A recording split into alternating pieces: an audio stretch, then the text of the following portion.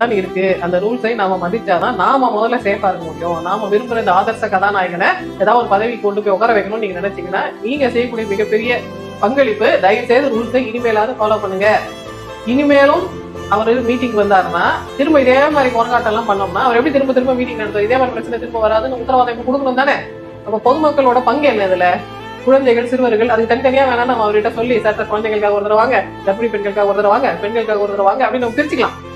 But நீங்க எல்லா இடத்துக்கும் வந்து உங்களையே நீங்க ஆபத்துக்குள்ளாக்கிக்காதீங்க. அப்போ இங்கிலீஷ்ல ஒன்று சொல்லுவோம்ல, இந்த பிக் பிக்சர்னு சொல்லுவோம். எது மிகவும் பெரிதிலும் பெரிய அந்த விஷயம் இருக்குல்ல, அதுதான் முக்கியமானது. இப்ப எலெக்ஷன் நடக்கும் போது பிரச்சாரம் நடக்கணும்னா நீங்க அனுமதிக்காமல், நீங்க ஒத்துழைக்காமல் நல்லபடியா பிரச்சாரம் நடக்காது.